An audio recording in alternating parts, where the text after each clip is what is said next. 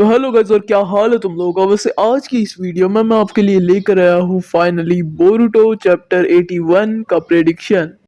ये बड़ी अच्छी बात कही आप। तो चलिए यार शुरू करते हैं बिना कोई टाइम वेस्ट किए। तो चैप्टर 80 कितना बढ़िया था एंड हमने चैप्टर 80 के लास्ट में देखा था कि बोरुटो और सास्के विलेज से चले जाते हैं, लेकिन बोरुटो आखिरी पैनल में कहता है कि ब्रिंग इट ऑन, जिससे हमें पता चलता है कि बोरुटो चैप्टर 81 में बोरुटो बहुत स्ट्रांग बनकर आएगा एंड हमारा सास्के बोरुटो को और भी ट्रेनिंग देगा जिससे बोरुटो और भी स्ट्रांग हो सके। अब ट्रेनिंग करते करते 4 साल बीत गए हैं और चैप्टर 81 भी बोरुटो और सास्के की कॉन्वर्सेशन से ही शुरू हो सकता है, जहाँ पर सास्के बोरुटो को कहता है कि बोरुटो आज 4 साल बीत चुके हैं एंड हमने बहुत सारी ट्रेनिंग भी कर ली है एंड मैं विलेज के बारे में बताऊं, देन कवाकी एंड विलेज दोनों भी अब तक हमारा पीछा कर रहे हैं और इतने सालों से मैंने सारादा को भी नहीं देखा, इसलिए मुझे उसे भी देखना है। बोरुटो कहता है कि विलेज में सबसे बड़ा खतरा हमारे लिए बस कवाकी है, जिससे हमें बचकर रहना पड़ेगा। आइडा और डायमंड से हमें अभी कोई खतरा नहीं है और वो हमारे साथ है, लेकिन ये बात कवाकी को पता नहीं चलनी चाहिए। बोरुटो कहता है कि मुझे भी अपने दोस्तों की और अपने विलेज की बहुत ही याद आ रही है, खासकर की सारादा की जिसने मेरे पर विश्वास दिखाया।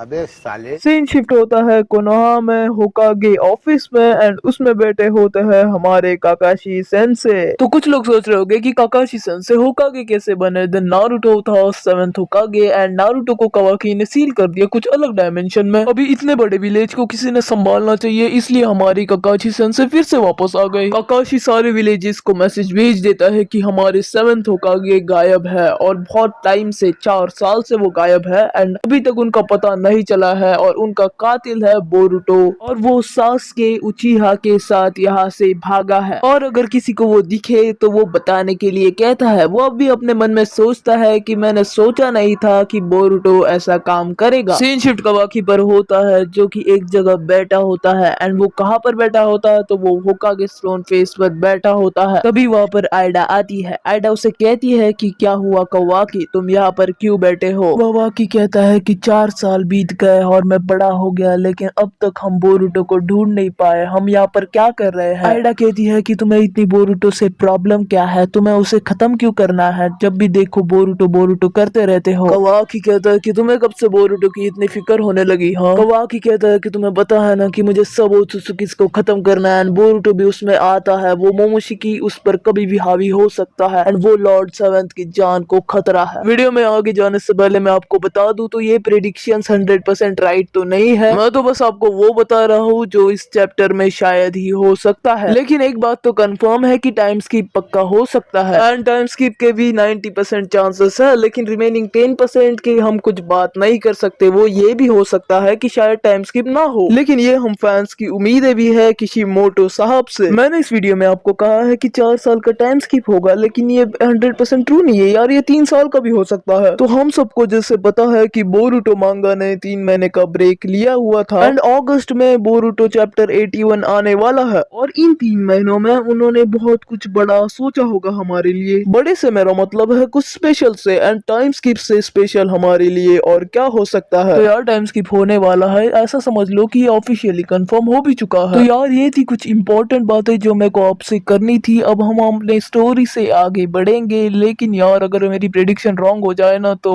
बस समझ लेना। So back to our story. Then Kawaki कहता है कि है बोरुटो तुम कहाँ चले गए हो। आइडा कवाकी को कहती है कि बोरुटो के बारे में तुम चिंता करना छोड़ दो कवाकी। एंड उसके बाद हम देखते हैं कि सीन शिफ्ट होता है सारादा पे, जो कि बोरुटो के बारे में सोच रही होती है। उसे बोरुटो के साथ बिताए हुए पुराने पल सब ध्यान में आने लगता है एंड वो बहुत ही ज्यादा इमोशनल हो जाती है। वेट यार, ये क्या है। बुरा तो मुझे यार इस बात का लग रहा है कि सास्के के बारे में कोई नहीं सोचता।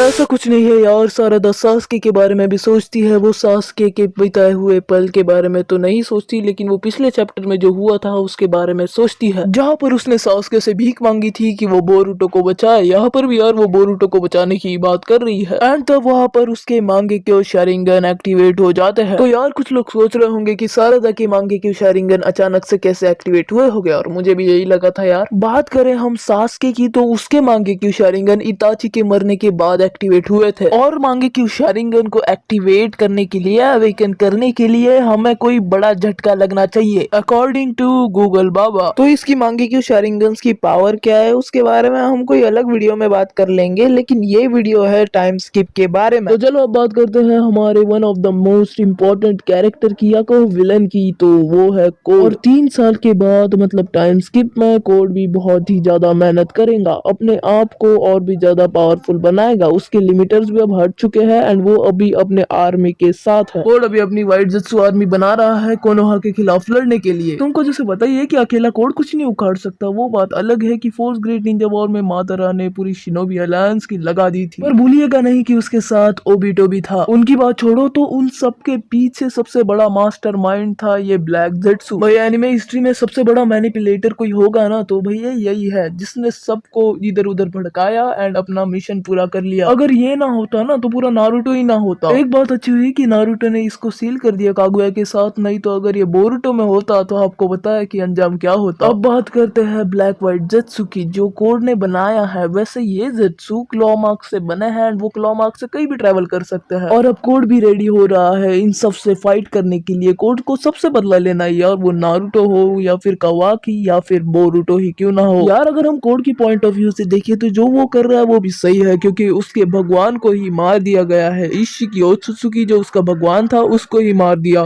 तो चलो अब बात करते हैं बोरुतो चैप्टर 81 की। वैसे इस वीडियो में उसी की बात कर रहा था, लेकिन अब बात करते हैं एक ऐसे बंदे की जो कि बहुत मिस्टीरियस है और जो कि बहुत दिनों से, बहुत सालों से खोया हुआ है। और यार आप तो उसके बारे में जानते ही हो गए, आपने गेस भी कर लिया होगा। मैं बात कर रहा हूँ काशिन कोजी की, जो कि जिराया का एक क्लोन है जिसने जिगेन की बजा दी थी एंड उसके बाद खुद भी जिगेन से पेल गया था। और यार ये बंदा कितना पावरफुल है ना ये बताने की जरूरत नहीं है, क्योंकि उसने एक ऐसे शख्स को धूल चटा दी थी जिसने नारुतो और सास्के को दोनों को उनके फुल पावर में ही अकेले में ही पेल दिया था। और तब नारुतो के पास कुरामा भी था एंड सास्के के पास उसका रिनेगान भी था, लेकिन उस बंदे को पेला हमारे काशिन कोजी ने। काशिन कोजी भी कई दिनों से लापता है और उसका भी एक ही मिशन है कि उसे सारे ओत्सुत्सुकीज को खत्म करना है और कवाकी की भी यही इच्छा है, इसलिए वो कवाकी के साथ हमें दिख सकता है बट फ्यूचर में। और मुझे पता है कि टाइम स्किप के बाद इसका बहुत ही ज्यादा इंपॉर्टेंट रोल होगा। तो यार ये एक प्रेडिक्शन वीडियो है, इसलिए प्लीज इसे सीरियसली मत लेना। वैसे ये वीडियो तो यहीं पर ख़त्म होती है, लेकिन टाइम स्किप को हम एक ही पार्ट में एक्सप्लेन नहीं कर सकते, इसलिए हम इसके और भी पार्ट बनाएंगे। तो उसके लिए भी रेडी हो जाओ। और यार आज का एपिसोड तो यही ख़त्म होता है हमारा टाइम स्किप का। मिलता है तुम लोगों से अगले वीडियो में, तब तक के लिए गुड बाय एंड सायोनारा। लेकिन गाइज मैंने आपको क्लास रैप डायमंड और हिमावारी के बारे में अभी तक ज्यादा नहीं बताया, तो वो अगले पार्ट में हो जाएगा यार कवर। टाइम स्किप के बाद उन पर क्या इफेक्ट पड़ेगा खास करके हिमावारी पर, क्योंकि उसके पापा और उसका भाई भी चला गया है। तो चैनल को सब्सक्राइब कर देना, वीडियो को लाइक कर देना। मैं मिलता हूँ तुम लोगों से अगले वीडियो में, तब तक के लिए गुड बाय।